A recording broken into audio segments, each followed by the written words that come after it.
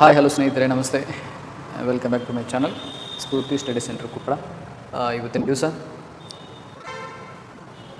ಭಾರತ ಆರ್ಥಿಕತೆ ಅಥವಾ ಆರ್ಥಿಕ ಮೂಲಭೂತ ಪರಿಕಲ್ಪನೆಗಳ ಬಗ್ಗೆ ಸಂಪೂರ್ಣವಾಗಿ ಅಧ್ಯಯನ ಮಾಡ್ತಾ ಹೋಗೋಣ. ಇಲ್ಲಿ ಸ್ಪರ್ಧಾತ್ಮಕ ಪರೀಕ್ಷೆ ವಿಷಯವನ್ನು ಇಟ್ಟುಕೊಂಡು ಅಥವಾ ಯಾವುದೇ ನೀವು ಎಕನಾಮಿಕ್ಸ್ ಪ್ರಶ್ನೆಗಳನ್ನು ಯಾವುದೇ ಪರೀಕ್ಷೆಯಲ್ಲಿ ಒಂದು ವಿಚಾರವನ್ನು ಇಟ್ಟುಕೊಂಡು ನೋಡೋದಾದರೆ ಫ್ರಮ್ ಬೇಸಿಕ್ಕಿಂದ ಹೋಗೋದು ಭಾಳ ಇಂಪಾರ್ಟೆಂಟ್ ಆಗಿತ್ತು. ಅದರಲ್ಲಿ ಪರಿಕಲ್ಪನೆಗಳು ಕಾನ್ಸೆಪ್ಟ್ಸ್ ಅಂತ ಕರಿತೀವಿ. ಆ ಕಾನ್ಸೆಪ್ಟ್ಸನ್ನು ಅರ್ಥ ಮಾಡ್ಕೊಂಡು ಮುಖಾಂತರ ನಾವು ಅಧ್ಯಯನ ಮಾಡಿದ್ರೆ ಯಾವುದೇ ಪರೀಕ್ಷೆಯಲ್ಲಿ ನಾವು ಸಂಪೂರ್ಣವಾದ ಅಂಕಗಳನ್ನ ಪಡೆಯೋದು ಖಂಡಿತ. ಜೊತೆಗೆ ಈ ಕಾನ್ಸೆಪ್ಚುವಲ್ ಕ್ಲಾರಿಟಿ ಭಾಳ ಇಂಪಾರ್ಟೆಂಟು ಈ ಎಕನಾಮಿಕ್ಸ್ ಕ್ಲಾಸ್ನಲ್ಲಿ. ನಾನು ವೆರಿ ಫಸ್ಟ್ ನಾನು ಸ್ಟಾರ್ಟ್ ಮಾಡ್ಬಿಡ್ತೇನೆ. ವೆರಿ ಫಸ್ಟ್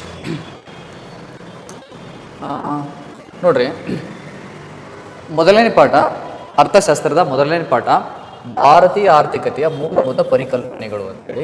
ಮೂಲಭೂತ ಪರಿಕಲ್ಪನೆಗಳಂದರೆ ಕಾನ್ಸೆಪ್ಚುವಲ್ ಕ್ಲಾರಿಟಿ ಅಂತೇಳಿ. ಕಾನ್ಸೆಪ್ಚುವಲ್ ಕ್ಲಾರಿಟಿ ತೊಗೊಂಡ್ಬಿಟ್ರೆ ನಾವು ಯಾವುದೇ ಪರೀಕ್ಷೆಯಲ್ಲಿ ಸುಲಭವಾದ ರೀತಿಯಲ್ಲಿ ಸುಲಭವಾಗಿ ಅಂಕಗಳನ್ನು ಗಳಿಸ್ಬೋದು. ಹಾಗಂದ್ರೆ ಏನು ಕಾನ್ಸೆಪ್ಟ್ಸ್ ಇರ್ತಾವೆ, ಆ ಕಾನ್ಸೆಪ್ಟ್ ಹಾಗಂದ್ರೆ ಏನು ಅಂತ ಗೊತ್ತಾಗುತ್ತೆ. ಫಾರ್ ಎಕ್ಸಾಂಪಲ್ ಭಾರತ ಹತ್ರ ಗೊತ್ತೈತೆ ನಮಗೆ ಆರ್ಥಿಕತೆ ಅಂದ್ರೇನು, ಮೂಲಭೂತ ಪರಿಕಲ್ಪನೆಗಳಂದ್ರೇನು, ಆ ಮೂಲಭೂತ ಪರಿಕಲ್ಪನೆಯಲ್ಲಿ ಎಕನಾಮಿಕ್ಸ್ನಲ್ಲಿ ಏನೇನೆಲ್ಲ ಬರ್ತಾವೆ ಅನ್ನೋದ್ರ ಬಗ್ಗೆ ಸಂಪೂರ್ಣವಾದ ನಾವು ಅಧ್ಯಯನ ಮಾಡ್ತಾ ಹೋದರೆ 100% ವಿಲ್ ಗೆಟ್ ಯೂಸ್ ಮಾರ್ಕ್ಸ್.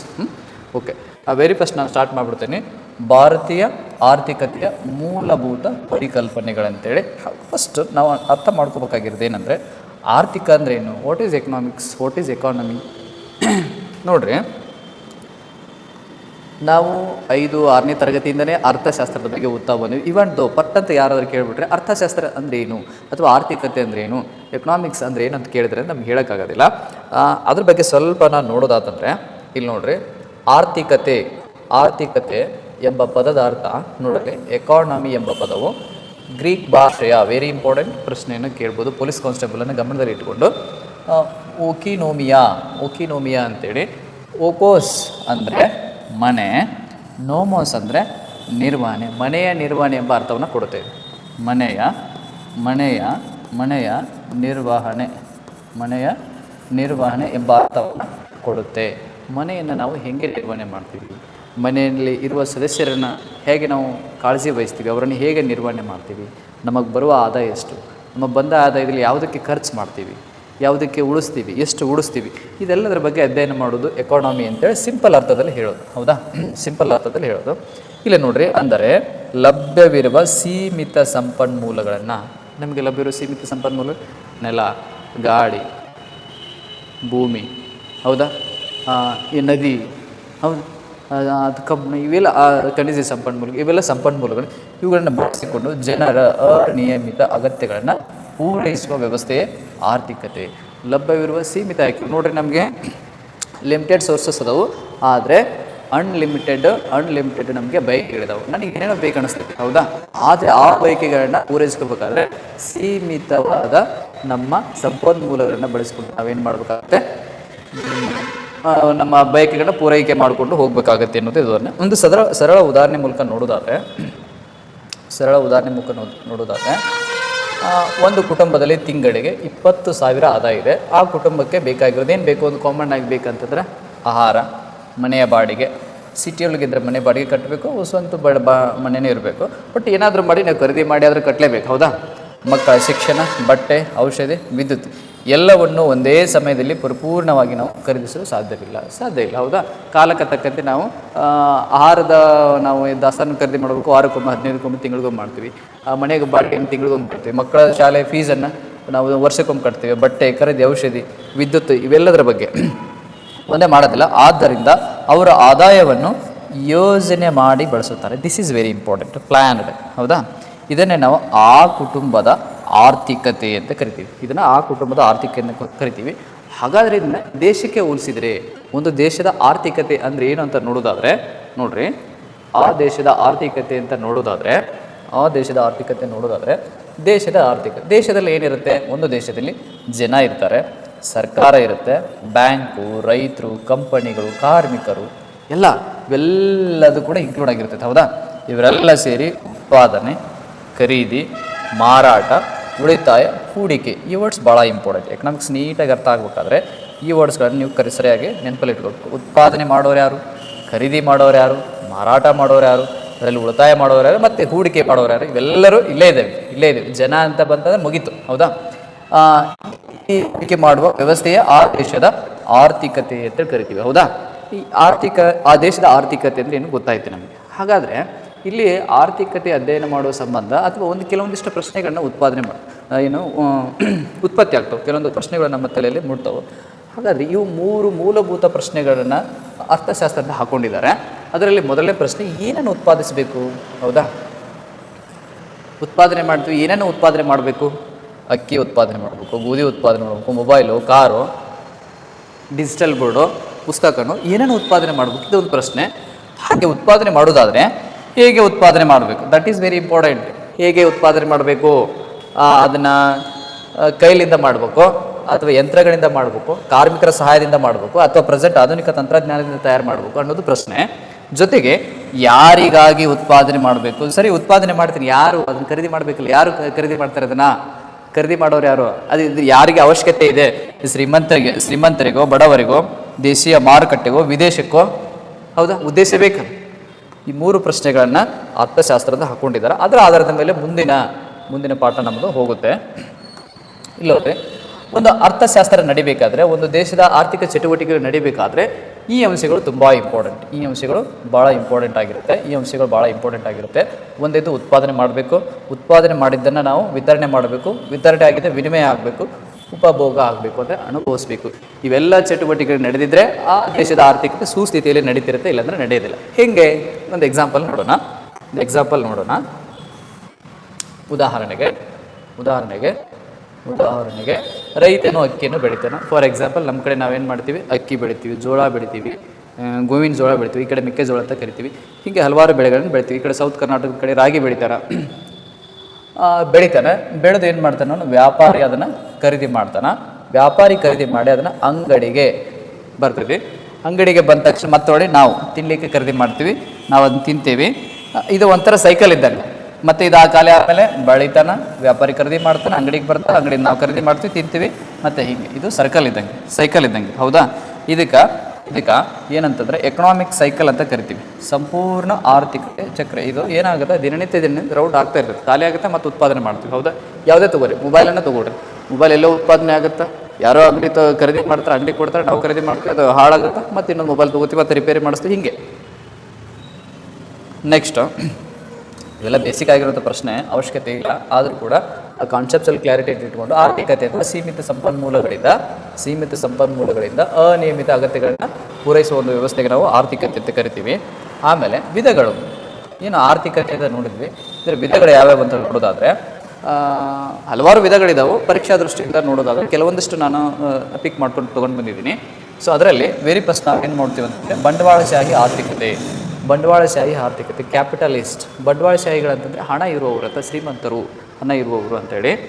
ಇಲ್ಲಿ ನೋಡ್ರಿ, ಬಂಡವಾಳಶಾಹಿ ಆರ್ಥಿಕತೆಯಲ್ಲಿ ಹೇಗೆ ಇರುತ್ತೆ? ಬಂಡವಾಳಶಾಹಿ ಆರ್ಥಿಕತೆ ಅಂದರೆ ಏನು ಅನ್ನೋದಕ್ಕೆ, ಉತ್ಪಾದನಾ ಸಾಧನಗಳು ಖಾಸಗಿ ವ್ಯಕ್ತಿಗಳ ಅಥವಾ ಕಂಪನಿಗಳ ಒಡೆತನದಲ್ಲಿರುವ ಒಂದು ಆರ್ಥಿಕ ವ್ಯವಸ್ಥೆ. ಉತ್ಪಾದನಾ ಸಾಧನಗಳಂದ್ರೆ ಏನು? ಫಾರ್ ಎಕ್ಸಾಂಪಲ್, ಮೊಬೈಲ್ ಸರ್ಕಾರ ಉತ್ಪಾದನೆ ಮಾಡ್ತಾರೆ? ಇಲ್ಲ, ಖಾಸಗಿ ಉತ್ಪಾದನೆ. ಏನಾದರೂ ಕಂಪನಿಗಳು ಖಾಸಗಿ ಕೆಲಸ ಮಾಡಿದ್ರೆ ಅವ್ರು ಉತ್ಪಾದನೆ ಮಾಡ್ತಾರೆ, ಅವರೇ ಮಾರಾಟ ಮಾಡ್ತಾರೆ, ಅವ್ರು ಲಾಭವನ್ನು ಗಳಿಸ್ತಾರೆ. ಹಾಗಿದ್ದಂದರೆ ಅದು ಬಂಡವಾಳಶಾಹಿ ಆರ್ಥಿಕತೆ. ಯಾರು ನಿಯಂತ್ರಣ ಮಾಡ್ತಾರೆ ಇಲ್ಲಿ? ಖಾಸಗಿ ಕಂಪನಿಗಳು. ಹೌದಾ? ಯಾರಾದರೂ ಇರ್ಬೋದು. ಸರ್ಕಾರದ ಪಾತ್ರ ತುಂಬ ಕಡಿಮೆ ಇರ್ತದೆ. ಅವ್ರು ಉತ್ಪಾದನೆ ಮಾಡ್ತಾರೆ, ಅವ್ರು ಮಾರಾಟ ಮಾಡ್ಕೊತಾರೆ, ನಮಗೇನಾಗ್ಬಿಡ ಅಂತೇಳಿ ವಿಚಾರ ಮಾಡ್ಕೊಂಡು ಸರ್ಕಾರದವ್ರು ಸುಮ್ಮನೆ ಇರ್ತಾರೆ. ಹೌದಾ? ಇಲ್ಲಿ ಈ ಬಂಡವಾಳಶಾಹಿ ವ್ಯವಸ್ಥೆಯಲ್ಲಿ, ಆರ್ಥಿಕತೆಯಲ್ಲಿ ಮುಖ್ಯ ಉದ್ದೇಶ ಏನಾಗಿರ್ತದೆ ಅಂದ್ರೆ ಲಾಭವನ್ನು ಗಳಿಸೋದು ಇಂಪಾರ್ಟೆಂಟ್ ಆಗಿರ್ತದೆ. ಲಾಭವನ್ನು ಗಳಿಸ್ತಾರೆ. ಉದಾಹರಣೆಗೆ ಇವು ಯಾವ ದೇಶಗಳಲ್ಲಿ ಈ ರೀತಿ ಆರ್ಥಿಕತೆ ಇದೆ ಅಂತಂದರೆ ಅಮೇರಿಕ, ಸಿಂಗಾಪುರ್ ಇಂಥ ದೇಶಗಳಲ್ಲಿ ಇದು. ಬಹುಶಃ ಅಮೇರಿಕ ಯಾವಾಗಲೂ ಇದೇ ರೀತಿ ಇದೆ. ಬಹುಶಃ ಅಲ್ಲೇ ದೊಡ್ಡ ದೊಡ್ಡ ಕಂಪನಿಗಳು, ಹೌದಾ, ಗೂಗಲ್ ಅಂತ ಕಂಪನಿಗಳು, ಮೈಕ್ರೋಸಾಫ್ಟ್ ಅಂತ ಕಂಪನಿಗಳು, ಟೆಸ್ಲಾನ್ ಅಂತ ಕಂಪ್ನಿಗಳು, ಇವೆಲ್ಲವೂ ಕೂಡ ಎಲ್ಲಿದ್ದಾವೆ ಅಂತ ಅಮೇರಿಕದಲ್ಲಿದ್ದಾವೆ. ಅವ್ರು ಏನು ಮಾಡ್ತಾರೆ, ಕಂಪ್ನಿಗಳು ಸ್ಟಾರ್ಟ್ ಮಾಡಿ ಯಾವುದೋ ಕಂಪ್ನಿನ ಸ್ಟಾರ್ಟ್ ಮಾಡಿ ಅವ್ರು ಉತ್ಪಾದನೆ ಮಾಡಿ ಜನರಿಗೆ ಸರ್ವಿಸನ್ನು ಕೊಡ್ತಾರೆ. ಈಗ ನೋಡು, ಇರುವಂಥ ಫೇಸ್ಬುಕ್ ಅವೆಲ್ಲ ಅಮೇರಿಕದ. ಓಕೆ, ಲಕ್ಷಣ ಏನಂತಂದರೆ ವೆರಿ ಇಂಪಾರ್ಟೆಂಟ್, ಖಾಸಗಿ ಮಾಲೀಕತ್ವ ಇರ್ತೈತಿ, ಸ್ಪರ್ಧೆ ಇರ್ತೈತಿ ಇಲ್ಲಿ. ಹೌದಾ? ಒಂದು ವಿಷಯಕ್ಕೆ ಬೇರೆ ಬೇರೆ ನೋಡ್ರಿ. ಎಕ್ಸಾಂಪಲ್ ಏನಂದ್ರೆ ಫೇಸ್ಬುಕ್ಕು ಸೇಮ್ ಇನ್ಸ್ಟಾಗ್ರಾಮ್. ಹೌದಾ? ಇನ್ಸ್ಟಾಗ್ರಾಮ್ ಹೌದಾ? ಫೇಸ್ಬುಕ್ಕು ಇನ್ಸ್ಟಾಗ್ರಾಮ್ ಹೆಚ್ಚು ಕಡಿಮೆ ಎರಡು ಹಾಗೆ, ಇದ್ರಾಗೂ ರೀಲ್ಸ್ ತಿಕ್ಕುದ, ಬಟ್ ಜನ ಇದ್ರಾಗ ಜಾಸ್ತಿ ರೀಲ್ಸ್ ತಿಕ್ತಾ ಇದ್ದಾರೆ. ಸ್ಪರ್ಧೆ ಇದೆ ಇವೆರಡರ ನಡುವೆ. ಹೌದಾ? ಹಿಂಗೆ ಇದಕ್ಕಿಂತ ಸಣ್ಣ ಪುಟ್ಟ ಭಾಳದು. ಮತ್ತು ಏನು ಡಿಫ್ರೆನ್ಸ್ ಐತಿ ಯೂಟ್ಯೂಬ್ ಸ್ವಲ್ಪ ಕೆಲವೊಂದು ಫೀಚರ್ಸ್ ಒಳಗೆ ಇದ್ರಾಗೂ ರೀಲ್ಸ್ ಇದ್ರಾಗೂ ರೀಲ್ಸ್ ತಿಕ್ಕುದ.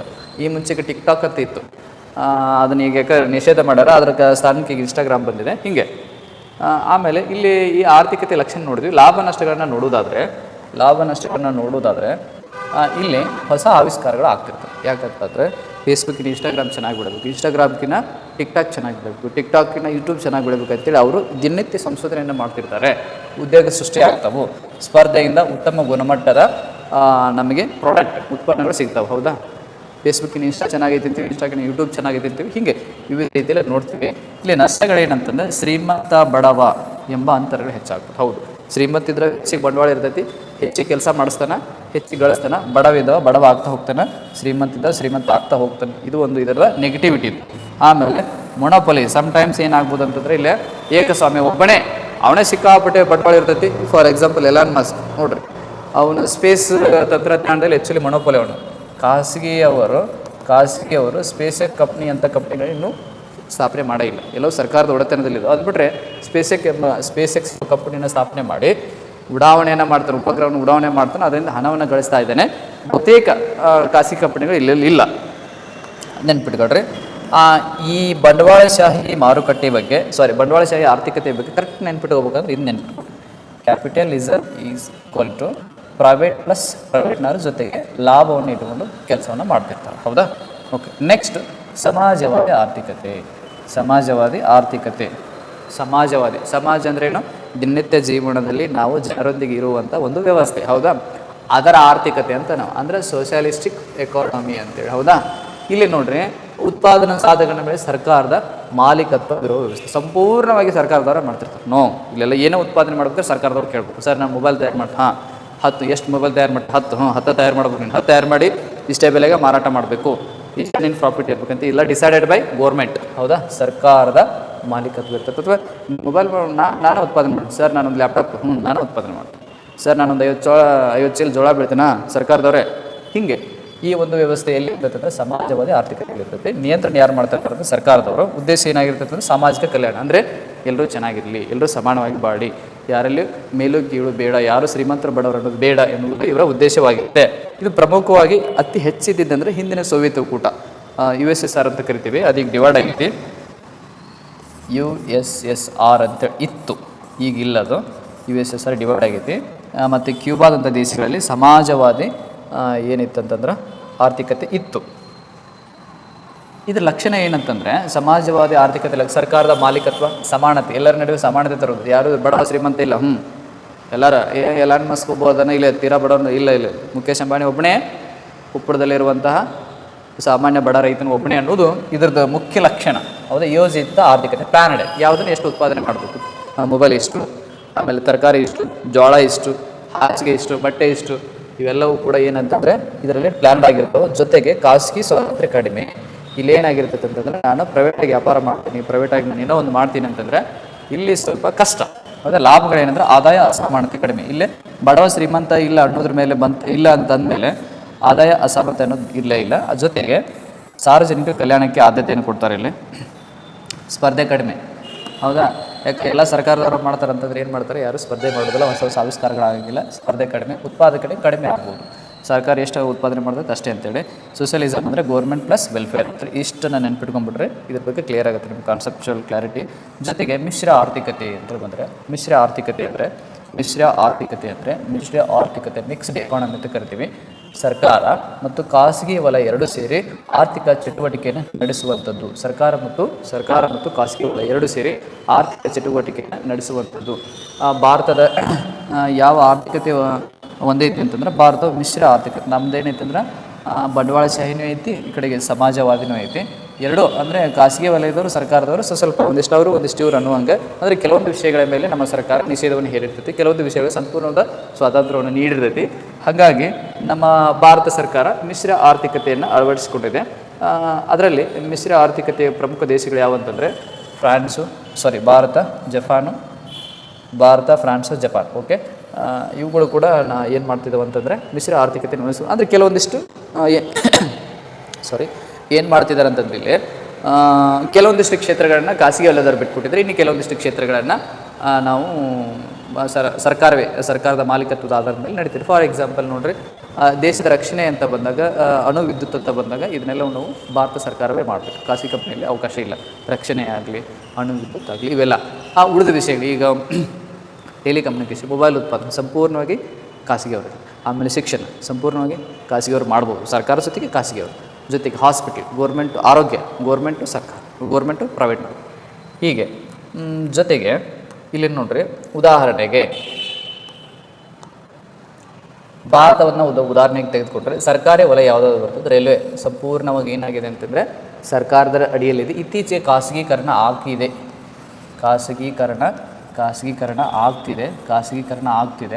ರಕ್ಷಣೆಯಲ್ಲಿ ಯಾವುದೇ ರೀತಿ ಖಾಸಗೀಕರಣ ಇಲ್ಲ.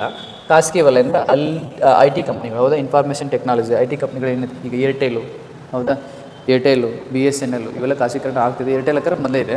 ಆಮೇಲೆ ಜಿಯೋ, ಹೌದಾ, ಖಾಸಗಿ ಬ್ಯಾಂಕ್, ಹೌದಾ, ಬ್ಯಾಂಕ್ಗಳು ಕೂಡ ಸರ್ಕಾರದಿದ್ದಾವೆ. SBI ಅನ್ನೋದು ಸರ್ಕಾರದಿದೆ. ICICI ಅನ್ನೋದು ಖಾಸಗಿ ಬ್ಯಾಂಕು. ವಾಹನ ತಯಾರಿಕಾ ಕಂಪನಿಗಳು ಸಂಪೂರ್ಣವಾಗಿ ಖಾಸಗಿ ಹಿಡಿತದಲ್ಲಿವೆ. ಇಲ್ಲಿ ಏನಾಗ್ತಿದೆ ಅಂದರೆ ಇದರ ನೆಗೆಟಿವ್ ಪಾಸಿಟಿವ್ ಅಂತ ನೋಡೋದಾದರೆ, ಸರ್ಕಾರ ಮತ್ತು ಖಾಸಗಿ ವಲಯ ಎರಡರೂ ಉತ್ತಮವಾದ ಅಂಶಗಳಿವೆ. ಇಲ್ಲಿ ಆರ್ಥಿಕತೆ ಅಭಿವೃದ್ಧಿ ಬಗ್ಗೆ ಗಮನ ಕೊಡ್ತಾರೆ, ಸಾಮಾಜಿಕ ನ್ಯಾಯ ಕೂಡ ದೊರೆಯುತ್ತೆ. ಮಿಕ್ಸ್ಡ್ ಎಕಾನಮಿಗೆ ನೆನ್ಪಿಟ್ಕೋಬೇಕಂದ್ರೆ ಗೌರ್ಮೆಂಟ್ ಪ್ಲಸ್ ಪ್ರೈವೇಟ್ ಅಂತ ನೆನ್ಪಿಟ್ಕೊಟ್ರೆ ನಿಮಗೆ ಭಾಳ ಹೆಲ್ಪ್ಫುಲ್ ಆಗುತ್ತೆ. ಜೊತೆಗೆ ಇದು ಸ್ವಲ್ಪ ನಾವು ಯಾವ ರೀತಿ ಸ್ವಲ್ಪ ಇದರ ಗ್ಲ್ಯಾನ್ಸ್ ಮಾಡೋದು ನೆನಪಿಸ್ಕೊಳ್ಳೋದಾದರೆ ನೋಡ್ರಿ, ಮಿಶ್ರ ಆರ್ಥಿಕ ವ್ಯವಸ್ಥೆಗೆ ಪ್ರಮುಖ ಉದಾಹರಣೆ ಭಾರತ. ಪ್ರಶ್ನೆಯನ್ನು ಖಂಡಿತ ಕೇಳ್ತಾನೆ. ಬಂಡವಾಳಶಾಹಿಗೆ ಇದಂದ್ರೆ ಯಾವುದು, ಅಮೇರಿಕ. ಸಮಾಜವಾದಿಗೆ ಯಾವುದಂತಂದರೆ USSR, ಈಗಿನ ರಷ್ಯಾ ಅಂತ ಕರಿತೀವಿ.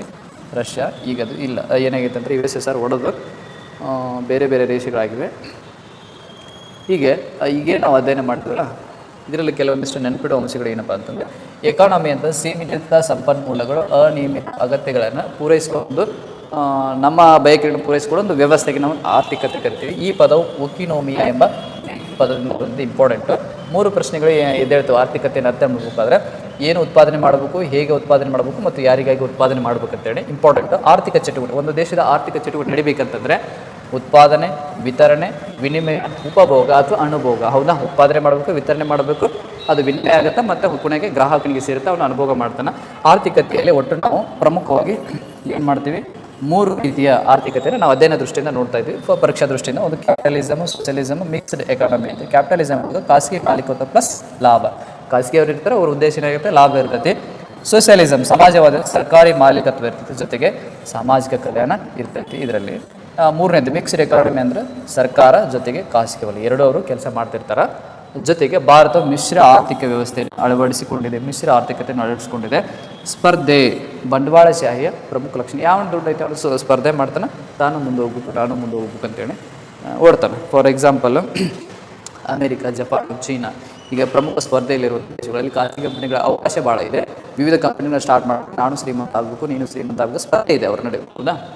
ಆಮೇಲೆ ಸಮಾನತೆ ಸಮಾಜವಾದದ ಪ್ರಮುಖ ಲಕ್ಷಣ. ಅಂದರೆ ಇವ್ರ ಉದ್ದೇಶ ಸಮಾಜ ಚೆನ್ನಾಗಿರ್ಬೇಕು, ಎಲ್ಲರಿಗೂ ಸರಿಯಾದ ರೀತಿಯಲ್ಲಿ ಸಿಗಬೇಕು. ಇಲ್ಲಿ ಯಾವನು ಮೇಲಳ ಕೀಳಳ ಅಥವಾ ಬಡವ ಶ್ರೀಮಂತ ಎಂಬುದು ಇಲ್ಲ ಎಂಬುದು ಇವರ ಒಂದು ವಾದ. ನೆಕ್ಸ್ಟ್ ನೋಡೋದಾದಂತೆ ಎಕನಾಮಿಕ್ಸ್ ಒಂದು ಇದು ಭಾಳ ಬೇಸಿಕ್. ಯಾರು ಕೂಡ ಈಗೇನು ಪರೀಕ್ಷೆಗೆ ಬರುತ್ತಾ ಅಂತೇಳಿ ಭಾವಿಸಿದರೆ ಬರುತ್ತೆ. ಸ್ವಲ್ಪ ತಾವು ಗಮನದಲ್ಲಿ ಇಟ್ಕೋಬೇಕು. ಪರೀಕ್ಷೆಯಲ್ಲಿ ಬರುವ ಅಂಶಗಳನ್ನು ನಾವು ಇದರಲ್ಲಿ ಅಧ್ಯಯನ ಮಾಡುವ ಮುಖಾಂತರ ನಾವು ನೆನಪಲ್ಲಿ ಇಟ್ಕೋಬೇಕಾಗುತ್ತೆ. ನಾಳೆ ನಿಮ್ಗೆ ಏನೊಂದು ಪ್ರಶ್ನೆ ಕೇಳಿದ್ರೆ ಹಿಂಗಂದ್ರೆ ಏನಂತ ಗೊತ್ತಿದ್ರೆ ಆ ಪ್ರಶ್ನೆನ ಮುಗಿಸ್ತೀನಿ, ಹೌದಾ. ಆ ಉದ್ದೇಶ ಈ ಕಾನ್ಸೆಪ್ಚುವಲ್ ಕ್ಲಾರಿಟಿ ಭಾಳ ಇಂಪಾರ್ಟೆಂಟು. ಇಲ್ಲಿ ಅದೇ ಮುಂದುವರೆದ ಭಾಗ ನೋಡಿದ್ರೆ ಉತ್ಪಾದನಾ ಅಂಶಗಳೇನು, ಅವಕಾಶ ವೆಚ್ಚ ಅಂದ್ರೇನು, ಬೇಡಿಕೆ ಪೂರೈಕೆ ಅಂದ್ರೇನು, ಮಾರುಕಟ್ಟೆ ವಿಧಗಳ್ಯಾವು, ಆಮೇಲೆ ಬೆಲೆ ಹೆಂಗೆ ನಿರ್ಧಾರ ಆಗ್ತೈತೆ ಅನ್ನೋದ್ರ ಬಗ್ಗೆ ಕೆಲವೊಂದಿಷ್ಟು ನಾವು ಪೊಲೀಸ್ ಕಾನ್ಸ್ಟೇಬಲ್ ಪರೀಕ್ಷಾ ದೃಷ್ಟಿಯಿಂದ, ಈಗೇನು ಪೊಲೀಸ್ ಕಾನ್ಸ್ಟೇಬಲ್ ಎಕ್ಸಾಮ್ ನಡೀತಾ ಇದೆ ಆ ಒಂದು ದೃಷ್ಟಿಯಿಂದ ಇಟ್ಕೊಂಡು ಇದನ್ನು ನಾವು ಅಧ್ಯಯನ ಮಾಡ್ತಾ ಹೋಗ್ತೀವಿ. ಲೋಟ ಉತ್ಪಾದನಾ ಅಂಶಗಳು. ಉತ್ಪಾದನೆ ಮಾಡಲಿಕ್ಕೆ ಏನು ಬೇಕು, ಒಂದು ದೇಶ ಆರ್ಥಿಕವಾಗಿ ಏನಾದರೂ ಮುಂದುವರಿಬೇಕಂತಂದರೆ ಅಲ್ಲೇ ಸರಕುಗಳು ಮತ್ತು ಸೇವೆಗಳು ಉತ್ಪಾದನೆ ಆಗಬೇಕು. ಉತ್ಪಾದನೆ ಆದಾಗ ಮಾತ್ರ ಆ ದೇಶ ಮುಂದುವರಿತೈತಿ. ಹಾಗಾದರೆ ಉತ್ಪಾದನೆ ಮಾಡಬೇಕಾದ್ರೆ ಏನು ಉತ್ಪಾದನೆ ಮಾಡಬೇಕು ಅಥವಾ ಯಾರು ಉತ್ಪಾದನೆ ಮಾಡಬೇಕು ಎಂಬ ಪ್ರಶ್ನೆಗೆ ಏನೇನೆಲ್ಲ ಬೇಕು ಉತ್ಪಾದನೆ ಮಾಡಲಿಕ್ಕೆ ಅಂತಂದರೆ ಇಲ್ಲೇನು ನೋಡ್ರಿ, ನಾವು ಪ್ರತಿದಿನ ಬಳಸೋ ಪ್ರತಿಯೊಂದು ವಸ್ತು, ಅದು ಅಕ್ಕಿ, ಮೊಬೈಲ್, ಬಟ್ಟೆ, ಕಾರು, ಪೆನ್ನು, ಮನೆ ಯಾರೊಬ್ಬರು ಉತ್ಪಾದನೆ ಮಾಡಿದ್ದಾರೆ. ಆದರೆ ಉತ್ಪಾದನೆ ಮಾಡಲಿಕ್ಕೆ ಮೂಲಭೂತ ಅಂಶಗಳು ಬೇಕಾಗ್ತವೆ. ಇವುಗಳನ್ನು ಉತ್ಪಾದನಾ ಅಂಶಗಳಂತ ಕರಿತೀವಿ, ಫ್ಯಾಕ್ಟರ್ ಆಫ್ ಪ್ರೊಡಕ್ಷನ್ ಅಂತ ಕರಿತೀವಿ. ಹಾಗಾದರೆ ಉತ್ಪಾದನೆ ಅಂದರೆ ಏನು ಅಂತ ನೋಡೋದಾದರೆ ಮಾನವನ ಅಗತ್ಯಗಳನ್ನು ಪೂರೈಸಲು ವಸ್ತುಗಳ ಸೇವೆಗಳನ್ನು ಸೃಷ್ಟಿಸುವ ಒಂದು ಪ್ರಕ್ರಿಯೆ, ಹೌದಾ. ಮಾನವನ ಅಗತ್ಯಗಳನ್ನು ಪೂರೈಸಲು ವಸ್ತುಗಳು ಅಥವಾ ಸೇವೆಗಳನ್ನು ಸೃಷ್ಟಿಸುವ ಒಂದು ಪ್ರಕ್ರಿಯೆ ಉತ್ಪಾದನೆ. ಈಗ ನಾನು ನಿಮಗೆ ಟೀಚ್ ಮಾಡ್ತಾ ಇದ್ದೀನಿ. ನಿಮಗೆ ಅವಶ್ಯಕತೆ ಏನಿದೆ ಅಂತಂದರೆ, ನಿಮ್ಮ ಅವಶ್ಯಕತೆ ಅಗತ್ಯತೆ ಏನಿದೆ ಅಂತ ಪರೀಕ್ಷೆಯಲ್ಲಿ ಪ್ರಶ್ನೆಗಳನ್ನು ಕೇಳ್ತಾನೆ.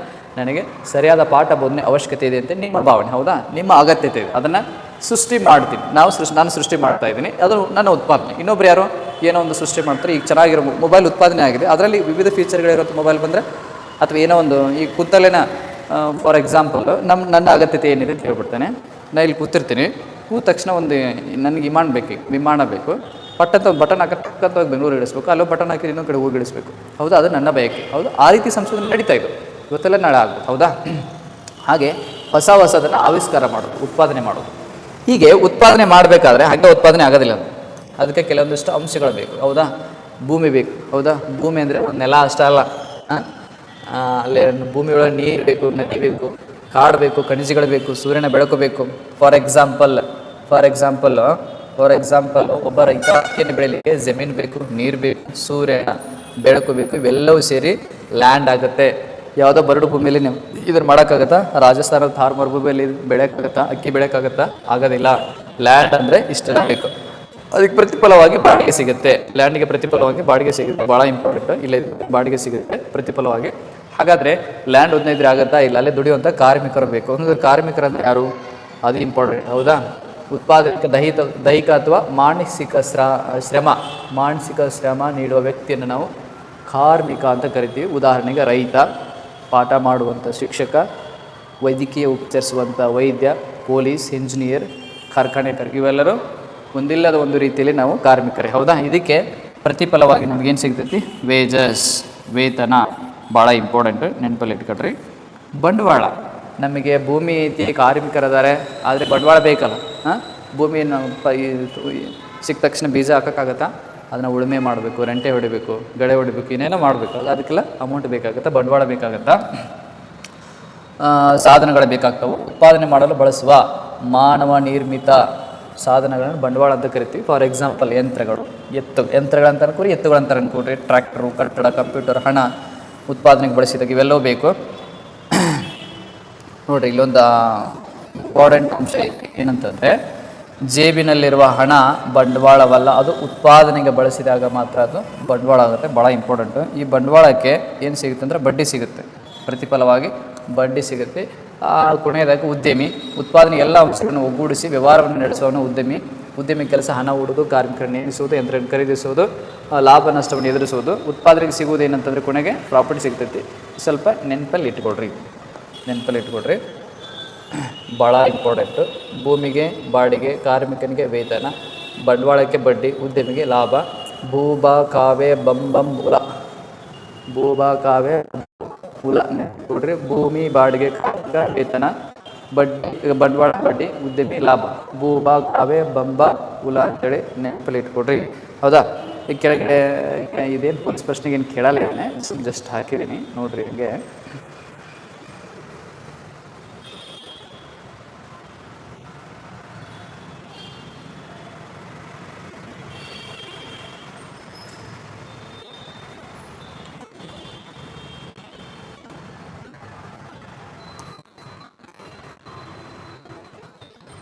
ಒಂದು ನಿಮಿಷ.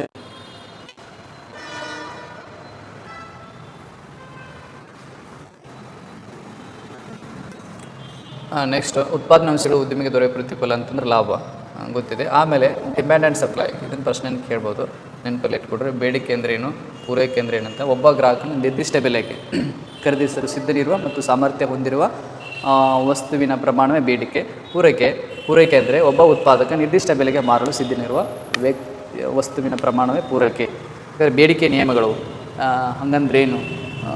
ಬೇಡಿಕೆ ನಿಯಮಗಳು ಏನು ಹೇಳ್ತಾವಂತ ನೋಡೋದಾದರೆ, ಬೆಲೆ ಹೆಚ್ಚಾದರೆ ಬೇಡಿಕೆ ಕಡಿಮೆ ಆಗುತ್ತೆ. ಇದು ಹೆಂಗಂತ ಎಕ್ಸಾಂಪಲ್ಸ್ ಕೆಳಗೆ ಹಾಕಿದ್ದೀನಿ, ಹೇಳ್ತೀನಿ ನಿಮಗೆ. ಆಮೇಲೆ ಬೆಲೆ ಕಡಿಮೆ ಆತಂದರೆ ಬೇಡಿಕೆ ಹೆಚ್ಚಾಗುತ್ತೆ. ಯಾವುದೇ ಒಂದು ವಸ್ತುವಿನ ಬೆಲೆ ಕಡಿಮೆ ಆದಾಗ ಅದೇನಾಗುತ್ತೆ? ಬೇಡಿಕೆ ಹೆಚ್ಚಾಗುತ್ತೆ. ಈಗ ಕಡಿಮೆ ರೇಟ್ ಐತೆ, ಫಾರ್ ಎಕ್ಸಾಂಪಲ್ ಟೊಮ್ಯಾಟೊ 100 ರೂಪಾಯಿ 1/4 kg, 100 ರೂಪಾಯಿ 5 kg ಅಂತ ಇರ್ತೀವಿ, ತೊಗೊಂಡು ಹೋಗ್ಬಿಡ್ತೀವಿ. ಅದೇ ರೀತಿ ಅದು ಹೆಚ್ಚಾದ್ರೆ ಅದು ತೊಗೊಳಕ್ಕೋದಿಲ್ಲ. ಉಳ್ಳಾಗಡ್ಡಿನೂ ಹಂಗೆ, ಮಾರುಕಟ್ಟೆಯಲ್ಲಿರೋ ಯಾವುದೇ ವಸ್ತು ಆಗುತ್ತೆ. ಮಾರುಕಟ್ಟೆ ಅಂದರೆ ಎಲ್ಲಿ ವಸ್ತುಗಳು ಸಿಗುತ್ತಲ್ಲ ಅದೇ ಮಾರುಕಟ್ಟೆ. ಪೂರೈಕೆ, ಬೆಲೆ ಹೆಚ್ಚಾದರೆ ಪೂರೈಕೆ ಹೆಚ್ಚಾಗುತ್ತೆ. ಏನಂತಂದರೆ ಈಗ ಸಪ್ಲೈಯರ್ ಹೆಂಗೆ ಮಾಡ್ತಾರಂತಂದರೆ, ಮಾರುಕಟ್ಟೆಯೊಳಗೆ ಈಗ ಬೆಲೆ ಹೆಚ್ಚೈತಿ, ಈಗ ನಾವು ಪೂರೈಕೆ ಮಾಡಿಬಿಡೋಣ ಅಂತೇಳಿ ವಿಚಾರ ಮಾಡ್ತಾರೆ.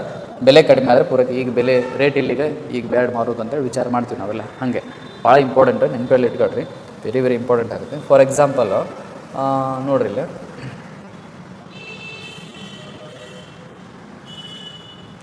ಉದಾಹರಣೆಗೆ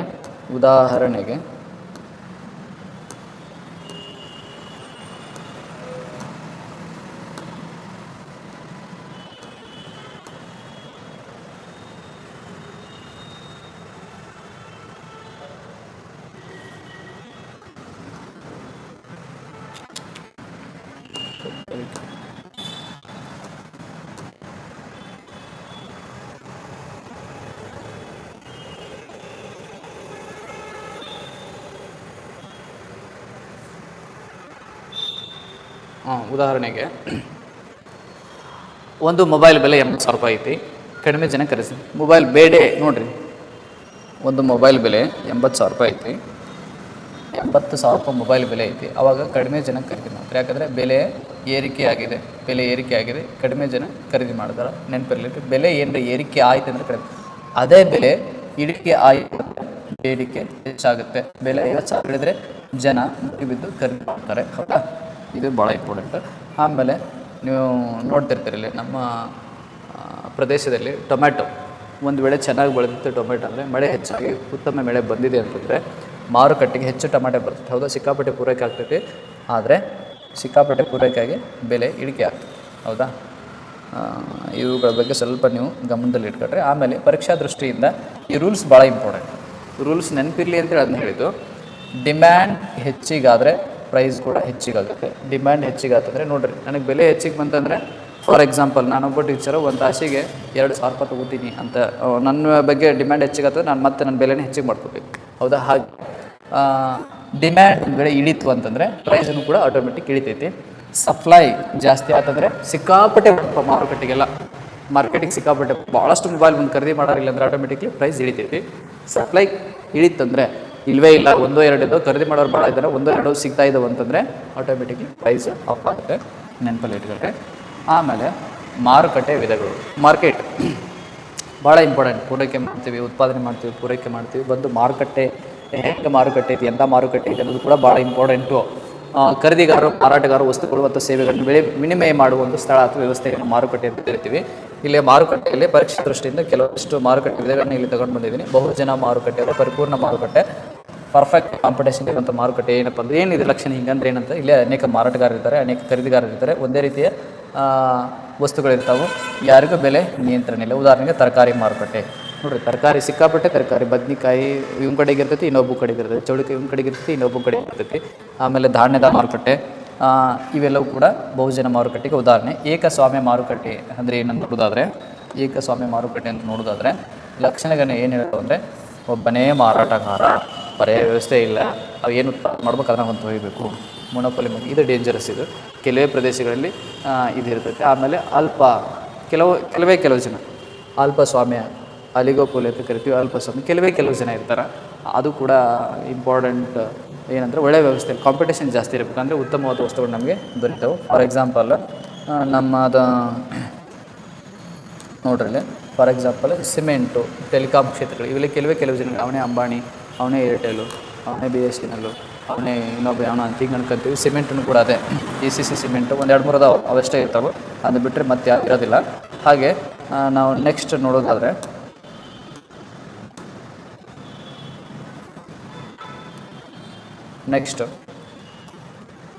ಪರೀಕ್ಷಾ ದೃಷ್ಟಿಯಿಂದ ನೋಡೋದಾದರೆ ಮಾರುಕಟ್ಟೆ ಮಾರಾಟಗಾರರು, ಮೊನೊಪೊಲಿ ಅಂದರೆ ಒಬ್ಬನ ಅವನ ಕಿಂಗಲ್ಲಿ ವ್ಯಾಪಾರ ಮಾಡೋಕೆ ಅವನ ಕಿಂಗು. ಅಲ್ಲಿ ಏನಾಗುತ್ತೆ, ಸರಿಯಾದ ವಸ್ತುಗಳು ಸಿಗುತ್ತೆ. ಅಲ್ಲಿಗೆ ಹೋಗಿ ಅಂತಂದರೆ ಕೆಲವು ಜನ 2-3 ಮಂದಿ ಅಷ್ಟೇ ಇರ್ತಾರೆ, ಮತ್ತು ಯಾರು ಇರೋಂಗಿಲ್ಲ. ಆದರೆ ಪರ್ಫೆಕ್ಷನ್ ಇದು ಭಾಳ ಇಂಪಾರ್ಟೆಂಟ್. ಈ ರೀತಿ ಅನೇಕ ರೀತಿಯ ಮಾರಾಟಗಾರರಿದ್ದರೆ ಒಳ್ಳೆಯ ಉತ್ತಮವಾದ ವಸ್ತುಗಳು ನಮಗೆ ದೊರೀತವೆ. ಮೊನೊಪೊಲಿಸ್ಟಿಕ್ ಕಾಂಪಿಟೇಷನ್ ಅಂತ ಬರ್ತೈತಿ. ಇಲ್ಲಿ ಅನೇಕರು ಮತ್ತು ವಿಭಿನ್ನ ಉತ್ಪನ್ನಗಳನ್ನು ಕೂಡ ಮಾರ್ತಾ ಇರ್ತಾರೆ. ಹಾಗಾದರೆ ಬೆಲೆ ನಿರ್ಧಾರ ಹೇಗಾಗ್ತೈತಿ ಅನ್ನೋದು ಕೂಡ ಭಾಳ ಇಂಪಾರ್ಟೆಂಟ್.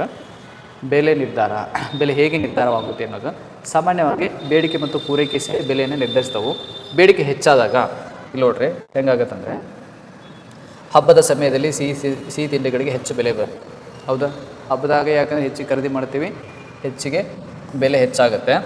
ಅದೇ ಎರಡನೇದು ನೋಡ್ರಿ, ಬರಗಾಲದಿಂದ ಈರುಳ್ಳಿ ಬೆಳೆ ಕಡಿಮೆ ಆಗುತ್ತೆ, ಆವಾಗ ಪೂರೈಕೆ ಕಡಿಮೆ, ಬೆಲೆ ಹೆಚ್ಚಾಗುತ್ತೆ. ಇನ್ನೊಂದು ಪೂರೈಕೆ ಹೆಚ್ಚಾದಾಗ ಅಂದರೆ ಉತ್ತಮ ಬೆಳೆಯಿಂದ ಮಾವಿನ ಬೆಳೆಯಿಂದ ಹೆಚ್ಚಾಗಿ ಬಂತಂದ್ರೆ ಪೂರೈಕೆ ಹೆಚ್ಚಾಗುತ್ತೆ, ಬೆಲೆ ಕಡಿಮೆ ಆಗುತ್ತೆ. ಒಟ್ಟು ಬೇಡಿಕೆ ಹೆಚ್ಚಾದಾಗ ನೋಡಿರಿ, ಬೆಲೆ ಯಾವಾಗ ಹೆಚ್ಚಾಗುತ್ತೆ ಅಂದರೆ ಬೇಡಿಕೆ ಹೆಚ್ಚಾಗಬೇಕು ಅಥವಾ ಪೂರೈಕೆ ಕಡಿಮೆ ಆಗಬೇಕು, ಆವಾಗ ಬೆಲೆ ಹೆಚ್ಚಾಗುತ್ತೆ. ಬೆಲೆ ಕಡಿಮೆ ಆಗ್ಬೇಕಾದ್ರೆ ಬೇಡಿಕೆ ಕಡಿಮೆ ಆಗಬೇಕಿಲ್ಲ ಅಂದ್ರೆ ಪೂರೈಕೆ ಜಾಸ್ತಿ ಆಗಬೇಕು. ಇವೆರಡರಾಗ ಒಂದು ಆಯ್ತು ಅಂತಂದರೆ ಏನಾಗುತ್ತೆ, ಬೆಲೆಗಳ ಮೇಲೆ ನಿರ್ಧಾರ ಆಗ್ತವೆ, ಬೆಲೆ ವಸ್ತುವಿನ ಬೆಲೆ ನಿರ್ಧಾರ ಆಗ್ತದೆ. ಹಾಗೆ ನಮ್ಮ ಪೊಲೀಸ್ ಕಾನ್ಸ್ಟೇಬಲ್ ಪರೀಕ್ಷಾ ದೃಷ್ಟಿಯಿಂದ ಏನು ಅಧ್ಯಯನ ಮಾಡಲ್ಲ ಇವನ್ನ ಸ್ವಲ್ಪ ನೆನ್ಪಿಟ್ಟುಕೊಂಡು ಕೆಲಸ ಮಾಡೋದು. ಉತ್ಪಾದನಾಂಶಗಳು ಭೂಮಿ, ಕಾರ್ಮಿಕ, ಬಂಡವಾಳ, ಉದ್ಯಮಿ ಭಾಳ ಇಂಪಾರ್ಟೆಂಟು. ಭೂಮಿಗೆ ಪ್ರತಿಫಲವಾಗಿ ರೆಂಟನ್ನು ತಗೋತೀವಿ, ರೆಂಟ್ ಅಂದರೆ ಬಾಡಿಗೆ. ಕಾರ್ಮಿಕನಿಗೆ ವೇಜಸ್ ವೇತನ. ಬಂಡವಾಳಕ್ಕೆ ಬಡ್ಡಿ ಇಂಟ್ರೆಸ್ಟ್ ಅಂತ ಕರಿತೀವಿ. ಭೂಮಿಗೆ ಉದ್ಯಮಿಗೆ ಏನು ಇದಾಗ್ತಂದರೆ ಪ್ರಾಫಿಟ್ಟು. ಜೊತೆಗೆ ಬೆಲೆ ಹೆಚ್ಚಿದರೆ ಸಾಮಾನ್ಯವಾಗಿ ಬೇಡಿಕೆ ಏನಾಗುತ್ತೆ, ಕಡಿಮೆ ಆಗುತ್ತಾ. ಬೆಲೆ ಹೆಚ್ಚಿದರೆ ಸಾಮಾನ್ಯವಾಗಿ ಪೂರೈಕೆ ಹೆಚ್ಚಾಗುತ್ತೆ. ನೆನಪಲ್ಲಿ ಇಟ್ಕೊಳ್ರಿ. ಪರ್ಫೆಕ್ಟ್ ಕಾಂಪಿಟೇಷನ್, ಮಾರುಕಟ್ಟೆಯಲ್ಲಿ ಪರ್ಫೆಕ್ಟ್ ಕಾಂಪಿಟೇಷನ್ ಇದ್ದಾಗ ಅನೇಕ ಖರೀದಿಗಾರ ಮತ್ತು ಅನೇಕ ಮಾರುಕಟ್ಟೆ ಇರ್ತಾರೆ. ಒಬ್ಬನೇ ಮಾರಾಟಗಾರ, ಅನೇಕ ಜನ ಖರೀದಿ ಮಾಡಿದ್ರು ಕೂಡ ಒಬ್ಬನೇ ಮಾರಾಟಗಾರ. ಅಲಿಗೋಪೋಲಿ ಅಂತಂದರೆ ಕೆಲವೇ ಮಾರಾಟಗಾರ, ಒಂದು 3-4 ಜನ ಸೇರಿ ಮಾರಾಟ ಮಾಡೋದು. ಮೊನೋಪೊಲಿಸ್ಟಿಕ್ ಕಾಂಪಿಟೇಷನ್ ಅಂದರೆ ಅನೇಕ ಮಾರಾಟಗಾರರು ಅನೇಕ ಉತ್ಪನ್ನಗಳನ್ನು ಮಾರಾಟ ಮಾಡ್ತಿರ್ತಾರೆ. ಬೇಡಿಕೆ ಹೆಚ್ಚಿದರೆ ಬೆಲೆ ಏರ್ತೈತಿ, ಪೂರೈಕೆ ಹೆಚ್ಚಿದರೆ ಬೆಲೆ ಇಳಿಯುತ್ತೆ. ಬೇಡಿಕೆ ಮತ್ತು ಪೂರೈಕೆ ಪರಸ್ಪರ ಕ್ರಿಯೆಯಿಂದ ಮಾರುಕಟ್ಟೆಯ ಸಮತೋಲನ ಬೆಲೆ ರೂಪುಗೊಳ್ಳುತ್ತೆ. ಪರೀಕ್ಷಾ ದೃಷ್ಟಿಯಿಂದ ಭಾಳ ಇಂಪಾರ್ಟೆಂಟ್ ಆಗುತ್ತೆ, ನೆನಪಲ್ಲಿ ಇಟ್ಕೊಡ್ರಿ. ಥ್ಯಾಂಕ್ ಯು, ಧನ್ಯವಾದಗಳು. ಎಲ್ಲರೂ ಕ್ಲಾಸ್ ಇಷ್ಟ ಆದರೆ ಮಾತ್ರ ಲೈಕ್ ಮಾಡಿ, ಶೇರ್ ಮಾಡಿ, ಸಬ್ಸ್ಕ್ರೈಬ್ ಮಾಡಿರಿ. ಜೊತೆಗೆ ಮುಂದಿನ ಪಾಠವನ್ನು ನಾನು ನೆಕ್ಸ್ಟ್ ಇಮಿಡಿಯೇಟ್ ನಾಳೆನೇ ತಗೊಂಡು ಬರ್ತೀನಿ. ಮುಂದಿನ ಪಾಠ ಭಾಳ ಇಂಪಾರ್ಟೆಂಟ್. ಇದೆಲ್ಲ ಇಷ್ಟೊತ್ತನೇ ಹೇಳಿದ್ರೆ ಬೇಸಿಕ್ ಮತ್ತು ಕಾನ್ಸೆಪ್ಟುವಲ್ ಕ್ಲಾರಿಟಿ. ಎಕನಾಮಿಕ್ಸನ್ನು ಅಧ್ಯಯನ ಮಾಡಬೇಕಾದ್ರೆ ಇದಿಷ್ಟು ನಮಗೆ ಮೊದಲು ಗೊತ್ತಿರಬೇಕು. ನೆಕ್ಸ್ಟ್ ನಾಳೆ ಭಾರತದ ಆದಾಯ, GNP, NDP, NNP ಹಿಂಗಂದ್ರೆ ಏನು, ಅವನ್ನ ಎಲ್ಲಿ ಉಪಯೋಗ ಮಾಡ್ತೀವಿ, ಅದಾದಮೇಲೆ ಒಂದೊಂದು ಟಾಪಿಕನ್ನು ಈಗೇನೇ ಪರೀಕ್ಷಾ ಸಮಯದೊಳಗೆ ಮುಗಿಸ್ಕೊಡೋಂಥ ಪ್ರಯತ್ನವನ್ನು ಮಾಡ್ತೀನಿ. ನಿಮ್ಮೆಲ್ಲರ ಬೆಂಬಲ ಸಹಕಾರಿ ಇರಲಿ ಅಂತ ಹೇಳ್ತಾ ಇವತ್ತು ಕ್ಲಾಸಿಗೆ ವಿರಾಮ ನೀಡ್ತಾ ಇದ್ದೀನಿ. ಬಾಯ್.